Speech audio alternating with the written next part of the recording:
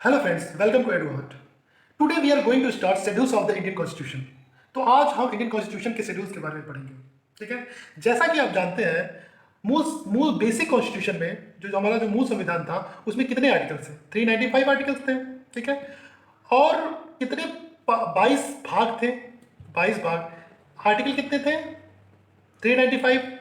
Parts कितने थे? 22 part. और जो शेड्यूल्स थे हमारे, शेड्यूल्स थे वो कितने थे? 8 शेड्यूल थे। यानी कि इन 395 आर्टिकल्स को किसमें, पार्ट्स में बांटा गया था। ठीक है, और फिर और शेड्यूल्स में बांटा गया था, यानी कि सूचियों में बांटा गया था। ठीक है, तो आइए उन्हीं शेड्यूल्स को, और फिर बाद में क्या हुआ था कि ये जो 8 अनुसूचियां हैं, जो इसमें 4 अमेंडमेंट के द्वारा ये क्या हो गई थी, एड ऑन हो गई थी। तो टोटल कितनी हो गई थी? 12 अनुसूचियां हो गई थी। तो उसी के बारे में हम यहाँ पे पढ़ेंगे। तो स्टार्ट करते हैं। तो तो फर्स्ट क्या है? Name of the state, name of the states and UTs. UTs मतलब कि क्या, कि इसमें पहले शेड्यूल में राज्यों के नाम दिए गए हैं और उनके क्या कार्य क्षेत्र। ठीक है, उनके क्या क्या कार्य क्षेत्र हैं, उनके बारे में, कौन कौन से कार्य क्षेत्र हैं उनके बारे में बताया गया है। इसके और क्या, यूटीज के नाम के बारे में बताया गया है और उनके कार्य क्षेत्र के बारे में बताया गया है। ठीक है, अच्छा, दूसरा क्या है? Second second one is second one क्या बताया गया है? Allowances, allowances, privilege, privileges, emoluments, emoluments. ठीक है, किसके अलाउंस, प्रिविलेज, किसके किसके बारे में बताया गया? ये संविधान के कुछ पदाधिकारी होते हैं, संविधान के संवैधानिक पदाधिकारी होते हैं, कॉन्स्टिट्यूशनल जो पोस्ट होती हैं। ठीक है, उनके जो अलाउंसेस के बारे में बताया गया है, प्रिविलेजेस के बारे में बताया गया है और इमोलूमेंट्स के बारे में। कौन कौन से वो पोस्ट के बारे में बताया गया है? जैसे जैसे क्या क्या है? जैसे प्रेसिडेंट हुए, प्रेसिडेंट हुए, फिर कौन हुआ? गवर्नर हुआ, गवर्नर। और कौन हुए? जो स्पीकर है, स्पीकर हमारे, speaker, deputy speaker, deputy speaker के बारे में। और क्या, राज्यसभा और लोकसभा के जो मेंबर, चेयरमैन है राज्यसभा और लोग, chairman of Rajya Sabha, chairman, Rajya Sabha के चेयरमैन और डिप्टी चेयरमैन के बारे में। ठीक है, डिप्टी चेयरमैन के बारे में। दूसरा क्या है आपका? अगर आप देखते हैं तो होगा Lok Sabha, speaker and deputy speaker of Lok Sabha. Speaker Lok Sabha हो गया, राज्यसभा हो गया। अब क्या होगा? लेजिस्लेटिव स्टेट, जो लेजिस्लेटिव स्पीकर और deputy speaker of legislative state. फिर क्या हो गया आपका? जो चेयरमैन और डिप्टी स्पीकर, डिप्टी चेयरमैन किसका? लेजिस्लेटिव काउंसिल का। ठीक है, सुप्रीम कोर्ट के जजेस का।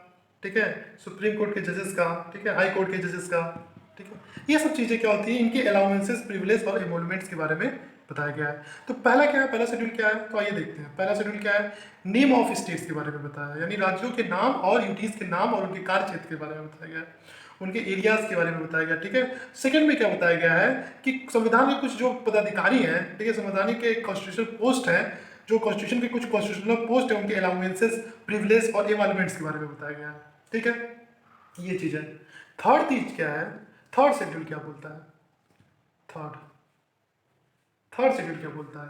Oath and affirmation, oath and affirmation किसका? अब देखिए, ओथ एंड अफर्मेशन यानी पहले बताया गया इनका अलाउंसेस, यानी कभी भी, देखिए इसको कैसे याद रख सकते हैं, जब भी आप याद करना हो तो दूसरा और तीसरे को क्या है वो कनेक्ट करके याद करिए। कैसे? कि जब आप कहीं भी जॉब करने जाते हैं, ठीक है, तो पहले क्या, पहले डिसाइड करते हैं, सैलरी डिसाइड करते हैं। ठीक है, तब फिर आते हैं, फिर बाद में उस जो पद का शपथ या अफर्मेशन देते हैं। ठीक है, ओथ या अफर्मेशन उस पद का देते हैं। तो पहले क्या सैलरी डिसाइड करते हैं, फिर उस जो पद का जो ओथ लेते हैं, शपथ लेते हैं, ठीक है। तो इन दोनों को हमेशा क्या होता है, कनेक्ट करके याद करना चाहिए।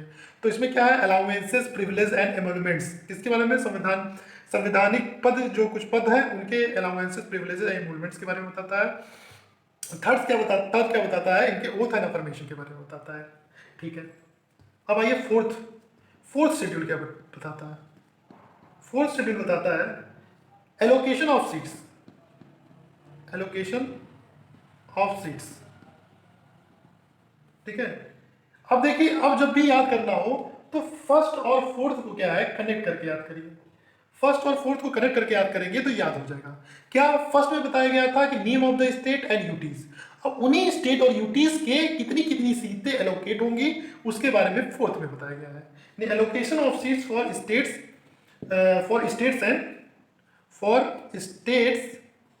एंड यूटीज इन राज्यसभा, ठीक है, ये बताया गया है। अच्छा, ये चौथा पॉइंट हो गया।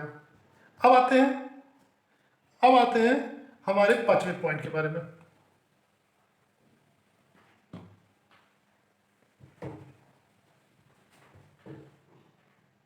फिफ्थ पॉइंट,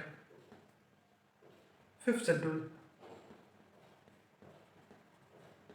फिफ्थ शेड्यूल क्या बताता है कि administration and control,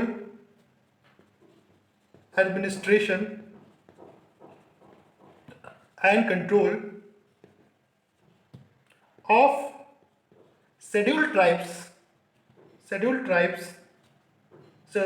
areas and scheduled tribes, ठीक है।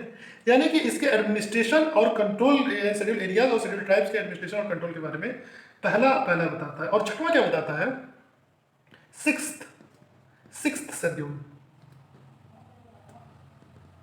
शेड्यूल क्या बताएगा। अब देखिए क्या है, ये बताता है एडमिनिस्ट्रेशन ऑफ शेड्यूल ट्राइब्स, ठीक है। और वो भी कुछ जो होते हैं, कुछ स्टेट के, जैसे एएमटीएम, कौन सा, आसाम, मिजोरम,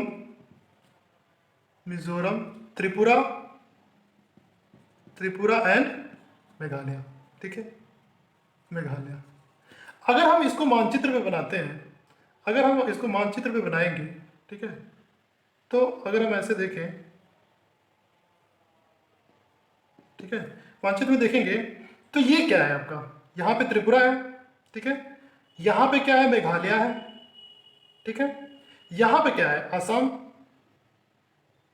ठीक है, और ये क्या हो गया, मिजोरम, ठीक है। यानी कि सब तीनों जो है एक सेंटर में सटे हुए हैं, एकदम नीचे जो है, ये असम, ठीक है, ये क्या है आपका, ये मिजोरम, ये त्रिपुरा, सॉरी ये मेघालय, ये क्या है आपका त्रिपुरा, और ये क्या है आपका मिजोरम, ठीक है। तो ऐसे याद कर सकते हैं आप।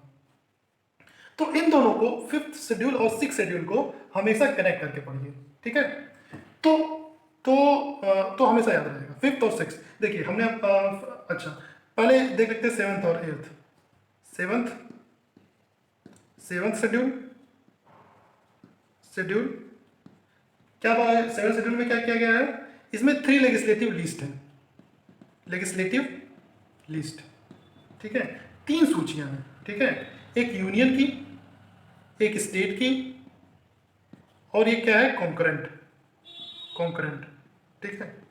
तो इसमें सब्जेक्ट्स डिवाइड किए गए हैं, ठीक है, यूनियन को कितने सब्जेक्ट दिए जाएंगे, स्टेट को कितने सब्जेक्ट, और दोनों को कॉन्करेंट, यानी दोनों को मतलब कि दोनों ऐसे सब्जेक्ट जिसमें दोनों कानून, यूनियन और स्टेट दोनों कानून बना सकते हैं, ठीक है। तो पहले क्या था, इसमें 19 सब्जेक्ट थे, इसमें 66 सब्जेक्ट थे, ठीक है, और इसमें क्या था, इसमें था आपका 47 सब्जेक्ट, ठीक है। तो ये बाद में कितना हो गया, 97 से क्या हो गया, सेंटर को बढ़ाया गया, ठीक है, बढ़ा के कितना गया, 100 किया गया, ठीक है। ये 66 था, इसको घटाया गया, इसको कितना किया गया, 61 किया गया। और कॉन्करेंट जो 47 था उसको कितना किया गया 52 किया गया। यानी कि यहाँ पे आप देख रहे हैं सेंटर की पावर को बढ़ाया गया, यानी सब्जेक्ट, जितना सब्जेक्ट जिसके पास होता है वो इतना स्ट्रांग होता है। ठीक है, 97 से 100 3 सब्जेक्ट बढ़ा, इसमें क्या है 66 थे, इसमें क्या हो गया 61 हो गए। ठीक है, भैया ये बढ़ेगा तो ये घटेगा, और इसमें क्या हुआ कुछ सब्जेक्ट कंकरेंट में ऐड हुए। ठीक है, 7 शेड्यूल। अच्छा, अभी हम देखते हैं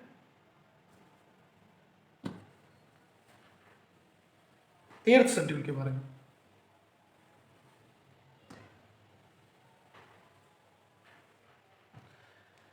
8th शेड्यूल,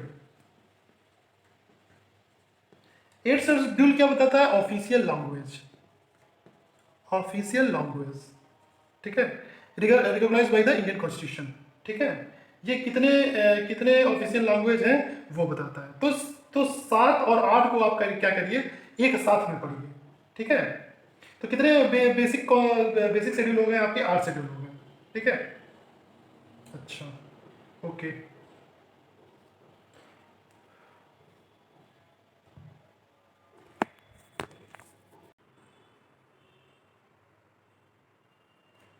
तो फ्रेंड्स अब बचते हैं 4 शेड्यूल। ठीक है, 4 शेड्यूल जो अमेंडमेंट्स के द्वारा ऐड किए गए थे। ठीक है, कौन सा है, 9वां शेड्यूल। ठीक है, ऐड किया गया था फर्स्ट अमेंडमेंट। 10वां शेड्यूल ऐड किया गया था 52nd अमेंडमेंट से। 11th शेड्यूल जो ऐड किया गया था 73rd constitution amendment, very most important amendment. फिर 12th शेड्यूल क्या, 74th कॉन्स्टिट्यूशन अमेंडमेंट। 73rd जानते ही हैं पंचायत है, और 74th क्या है, म्यूनिसिपैलिटीज है। तो पहले आइए हम देखते हैं नाइन्थ शेड्यूल। नाइन्थ शेड्यूल जो है वो किया गया था फर्स्ट अमेंडमेंट से। ठीक है, इसमें क्या हुआ था कि 1947 के बाद जब देश आज़ाद हुआ था, इसके बाद चुनाव हुए, तो चुनाव होने के बाद क्या हुआ कि जैसे जमींदारी सिस्टम उस समय भी थी, जमींदार थे, कई जमींदार थे। ठीक है, और उनके पास बहुत सारे लैंड्स थे। ठीक है, तो गवर्नमेंट क्या करना चाहती थी, उस लैंड्स को क्या करना चाहती थी, छीनना चाहती थी अपने पास। ठीक है, ताकि भाई कि हम उसको, जो भूमिहीन किसान है उसको हम बांट सकें उन लैंड्स को। तो उसने क्या किया, बेसिकली क्या था कि ये जो लैंड था वो क्या था, वो किस में आता था, राइट टू प्रॉपर्टी में आता था। ठीक है, राइट टू प्रॉपर्टी में आता था। इसलिए क्या क्या करते थे जो जमींदार हैं, वो इसे अपना फंडामेंटल राइट्स बताते थे। ठीक है, कि वो अपना फंडामेंटल राइट्स के थ्रू वो आप कोर्ट में चैलेंज कर सकते थे। तो इसीलिए एक क्या किया उन्होंने, जो लैंड रिफॉर्म को 9th शेड्यूल, फर्स्ट अमेंडमेंट से 9th शेड्यूल में एक शेड्यूल ऐड किया गया, 9th शेड्यूल, जिसमें कि जो भी सब्जेक्ट इसमें अगर सरकार चाहेगी कोई भी सब्जेक्ट इसमें रखेगी तो वो क्या होगा, जुडिशियल रिव्यू उसका नहीं होगा। ठीक है, उसका जुडिशियल रिव्यू नहीं कर सकती सरकार। ठीक है, लेकिन 2007 में एक फैसला आया कोर्ट का। उन्होंने क्या कहा कि 24 अप्रैल 1973 के बाद अब जो कोई भी सब्जेक्ट्स इसमें 9th शेड्यूल में रखे जाएंगे वो क्या होंगे, वो जुडिशियल रिव्यू के अंतर्गत आएंगे। ठीक है, 1973 आप जानते होंगे केशवानंद भारती केस। ठीक है, उसे याद आया होगा। चलिए अब आगे आते हैं। 9वां शेड्यूल क्या है, 9वां शेड्यूल है, ये क्या है, ये 10वां शेड्यूल कब किया गया था, 52वें अमेंडमेंट, कब, 1985 में। ठीक है, इसमें क्या था, ये disqualification of member of the parliament on the ground of defection.